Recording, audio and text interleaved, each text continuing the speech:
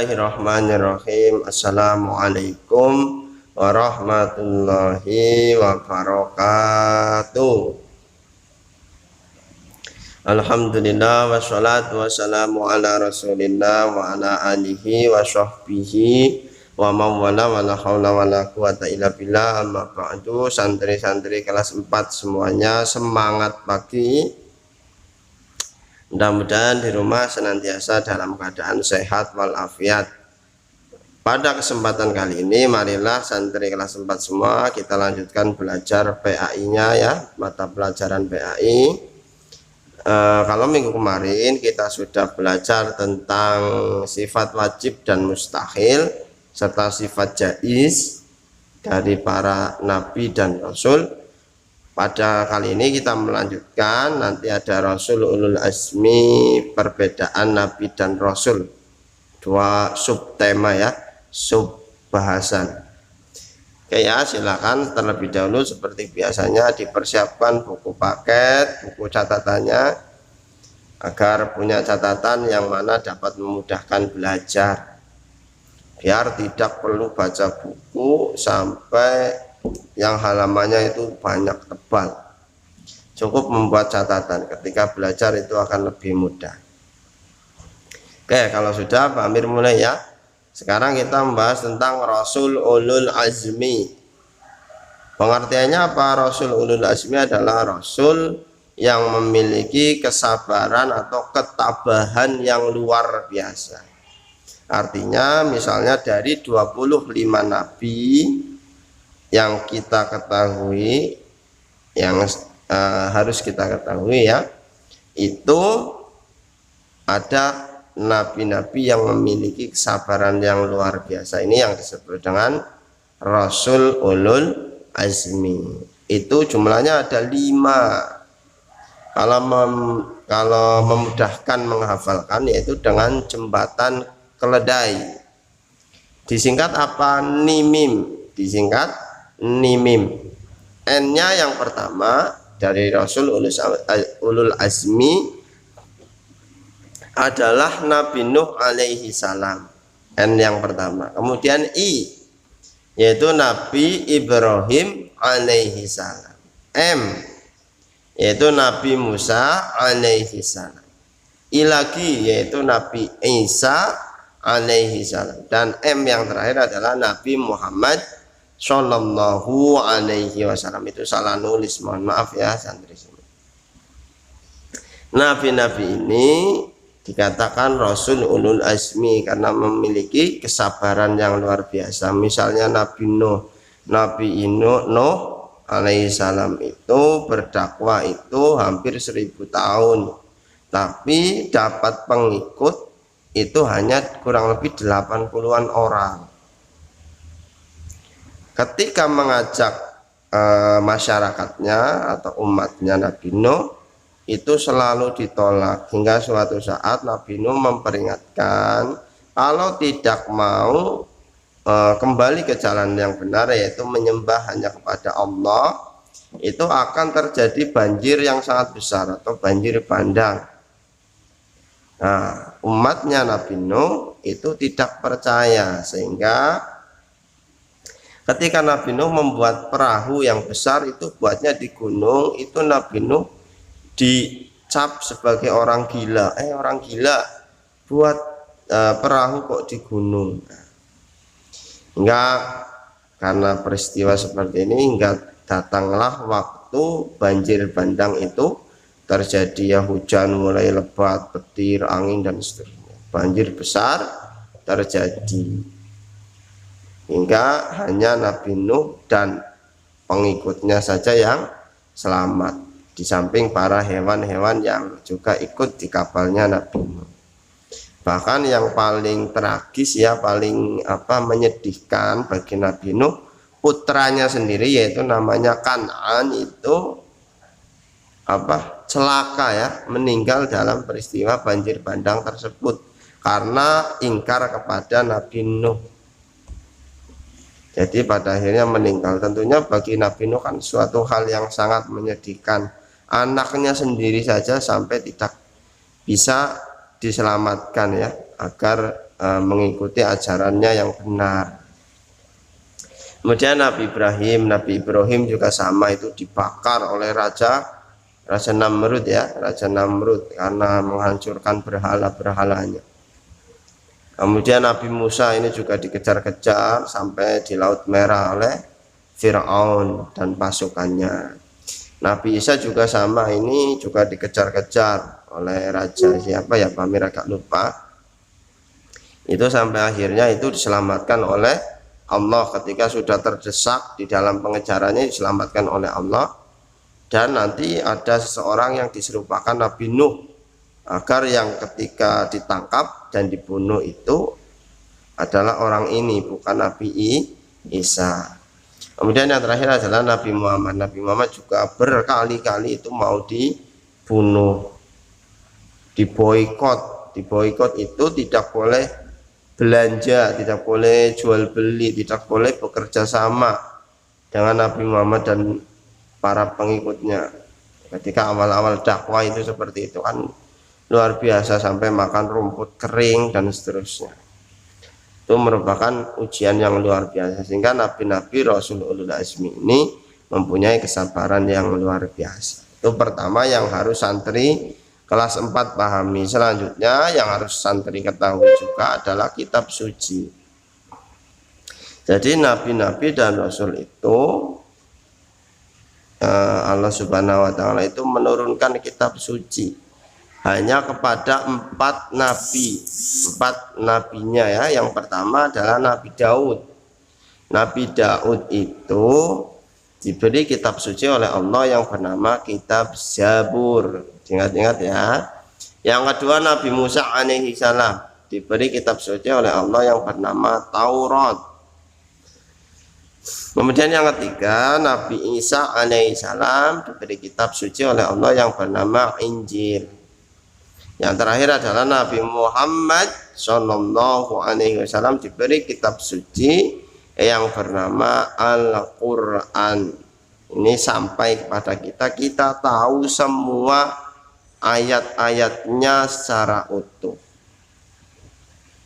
Dan tambahannya di sini adalah bahwasanya Nabi Muhammad adalah nabi yang terakhir, penutup para nabi dan rasul. Dalam istilah bahasa Arab yang dipakai adalah khotamul anbiya wal mursalin. Itu diingat-ingat santri ya. Biasanya sering sekali muncul soal ketika di ujian, apa yang dimaksud dengan khotamul anbiya wal mursalin, atau kenapa Nabi Muhammad disebut khotamul anbiya wal mursalin. Itu biasanya seperti itu. Diingat-ingat ya. Khotamul anbiya wal mursalin artinya penutup para nabi dan rasul, yaitu Nabi Muhammad Shallallahu Alaihi Wasallam. Ini slide yang pertama. Pak Amir masuk ke slide selanjutnya. Selanjutnya tadi kan sudah membahas tentang kitab suci. Kitab suci itu jumlahnya ada 4, isinya itu banyak dan utuh ya, utuh. Nanti wajib disampaikan kepada umatnya, pada masyarakatnya yang mengikutinya. Selebihnya Allah Subhanahu wa taala itu menurunkan suhuf-suhuf. Wahyunya itu dalam bentuk suhuf. Itu lembaran-lembaran saja. Jumlahnya itu tidak, isinya itu tidak banyak, tidak sebanyak isi kitab suci ya. Kayak Al-Qur'an kan kita tahu isinya ada berapa surat, sampai tebalnya ya kurang lebih segini ya.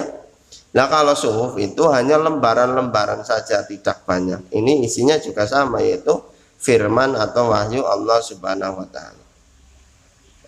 Suhuf-suhuf ini ada diturunkan kepada nabi-nabi. Yang pertama misalnya itu Nabi Adam. Nabi Adam itu hanya memperoleh 10 suhuf ya, kurang lebih 10 lembar ya. Nabi Sis itu adalah putranya Nabi Adam yang paling tampan, paling ganteng, itu Nabi Sis. Itu dapat suhuf 50 lembar ya kurang lebih. Nabi Idris 30, Nabi Ibrahim alaihissalam 30, Nabi Musa alaihissalam 10. Itu hanya suhuf, artinya lembaran-lembaran saja ya. Jadi wahyunya Allah itu hanya segitu, tidak banyak seperti kitab suci. Ini sebagai pedoman bagi para nabi yang memperolehnya, tetapi tidak wajib untuk disampaikan kepada umatnya, kepada pengikutnya. Hanya wajib dipelajari, kemudian diamalkan, nanti didakwahkan. Didakwahkan itu sebagai modal, sebagai bekal untuk mengajak umatnya, tapi tidak wajib disampaikan secara utuh. Berbeda kayak Al-Quran. Al-Quran oleh Nabi Muhammad itu disampaikan secara utuh. Kita tahu surat Al-Fatihah 7 ayat sampai penuh, Al-Baqarah sampai penuh, semuanya sampai penuh. Itu secara utuh ya. Maksudnya perbedaan antara suhuf dengan kitab suci. Kalau kitab suci disampaikan secara utuh, kalau suhuf ya hanya sebagai petunjuk untuk berdakwah, mengajak umatnya menyembah Allah Subhanahu wa ta'ala. Tapi bunyinya itu tidak wajib disampaikan secara utuh. Itu kurang lebih penjelasan tentang kitab suci dan suhuf. Lanjut yang terakhir ya, materi yang terakhir dari bab ini, yaitu perbedaan nabi dan rasul. Dari kemarin kita sudah membahas tentang nabi rasul. Bedanya itu di mana sih? Pertama, kami jelaskan dulu nabi. Nabi pengertiannya adalah orang laki-laki yang diberi wahyu oleh Allah Subhanahu wa ta'ala untuk dirinya sendiri. Contohnya ya tadi Nabi Adam misalnya dapat wahyu 10 suhuf. Itu untuk dirinya sendiri. Artinya untuk dirinya, untuk diamalkan, dipelajari, diamalkan. Kemudian sebagai bekal untuk berdakwah, menyampaikan kebenaran kepada para pengikutnya. Nah itu tidak seperti yang Pak Amir tadi jelaskan, tidak wajib disampaikan isi suhufnya. Jadi hanya sebagai pedoman saja. Ayo kita mari menyembah Allah, ayo mari kita menolong orang lain. Itu hanya seperti itu, tapi bunyinya itu tidak wajib disampaikan. Berbeda dengan kitab suci, misalnya Al-Quran. Ada perintah Nabi Muhammad misalnya mengajak umatnya, ayo umatku, saudara-saudaraku, marilah kita tolong menolong. Tidak berhenti sampai di situ, harus dijelaskan wahyunya, bunyi ayatnya apa, misalnya wa ta'awanu 'alal birri wat taqwa. Itu seperti itu. Maksud perbedaan dari wajib disampaikan kepada umatnya dan tidak wajib disampaikan kepada umat. Maksudnya seperti itu ya. Kalau wajib disampaikan itu bunyinya itu secara utuh disampaikan. Kalau tidak wajib, bunyinya itu tidak wajib disampaikan. Bunyi firmannya ya, bunyi wahyunya ya. Itu maksudnya Pak Amir seperti itu. Mudah-mudahan dapat dipahami oleh santri ya. Itu tentang nabi. Kemudian tentang rasul. Rasul pengertiannya adalah orang laki-laki yang diberi wahyu oleh Allah Subhanahu wa ta'ala untuk dirinya sendiri dan umatnya. Ini kalau tadi nabi itu memperoleh suhuf, kalau rasul itu memperoleh kitab suci. Jadi hanya apa namanya, kitab suci ya 4 tadi itu ya, Nabi Daud, Nabi Isa, Nabi Musa, Nabi Muhammad Shallallahu Alaihi Wasallam. Itu yang diberi kitab suci. Kitab suci artinya secara utuh, lengkap, harus disampaikan kepada umatnya, dan umatnya itu cenderung lebih banyak. Berbeda dengan Nabi Adam misalnya, hanya memperoleh suhuf. Umatnya itu waktu itu ya belum ada, hanya putra putrinya sendiri, hanya segelintir orang bisa dihitung. Berbeda kayak umatnya Nabi Muhammad. Umatnya Nabi Muhammad itu semua manusia semenjak Nabi Muhammad diutus. Ketika di Mekah pun jumlahnya sudah ribuan, ratusan ribu, sehingga dibutuhkan kitab suci yang besar, yang isinya banyak agar bisa sebagai pedoman hidup. Nah, para rasul ini wajib menyampaikan kitab sucinya, disampaikan semuanya secara utuh bunyinya. Kayak misalnya Nabi Muhammad menyampaikan Al-Quran, kan kita jadi tahu semuanya, surat Al-Fatihah, Al-Baqarah, Ali Imran, Al-Maidah, dan seterusnya, itu kan kita tahu semuanya. Karena rasul-rasul ini wajib menyampaikan kitab sucinya secara utuh, menyampaikan Al-Quran Nabi Muhammad SAW secara utuh, karena mereka adalah rasul. Berbeda dengan tadi yang kami jelaskan, para nabi itu tidak wajib, ya yang penting mengajak menyembah Allah, mengajak berbuat baik seperti itu. Tidak harus disampaikan, oh bunyinya suhuf saya seperti ini, tidak. Ya kurang lebih seperti itu ya, ada sedikit perbedaan antara nabi dan rasul. Agar lebih jelas, ini ada di slide selanjutnya. Ini juga Pak Amir ambil dari bukunya santri ya, bukunya santri semuanya, entah halaman berapa ya, kurang lebih masih sama ya, di halaman mungkin bagian belakang. Ini ada tabel tentang perbedaan nabi dan rasul. Yang pertama, nabi itu belum tentu rasul. Tetapi kalau rasul itu pasti nabi. Contohnya Nabi Adam. Nabi Adam adalah seorang nabi, tapi bukan rasul, karena tidak memperoleh kitab suci, hanya memperoleh suhuf. Kalau rasul itu pasti nabi. Contohnya Nabi Muhammad SAW. Beliau adalah seorang nabi dan seorang rasul, karena mempunyai kitab suci Al-Quran yang wajib disampaikan kepada umatnya. Umatnya juga jumlahnya banyak. Itu kurang lebih perbedaan nabi dan rasul. Yang kedua, kalau nabi itu sifat wajibnya itu hanya 3, syidik, amanah, dan fatonah.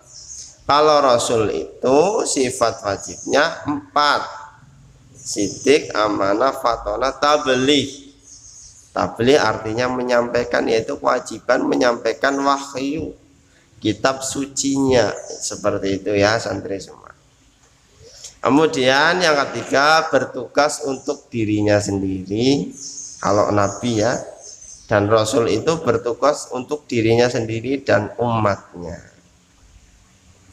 Jadi kalau kayak Nabi Adam misalnya, itu bertugas untuk dirinya sendiri, artinya memperoleh wahyu berupa suhuf-suhuf, lembaran-lembaran, nanti dipelajari kemudian oleh dirinya sendiri, Nabi Adam itu untuk mengamalkan. Kalau punya pengikut, ada masyarakat ya yang sedikit, ya diajak agar menyembah Allah Subhanahu wa Ta'ala. Diajak saja, ayo kita menyembah Allah, ayo kita berbuat baik. Tapi tidak berkewajiban menyampaikan suhufnya, bunyi suhuf saya seperti itu. Tidak seperti itu. Yang penting berdakwah saja agar kembali ke jalan yang lurus, yaitu menyembah hanya kepada Allah.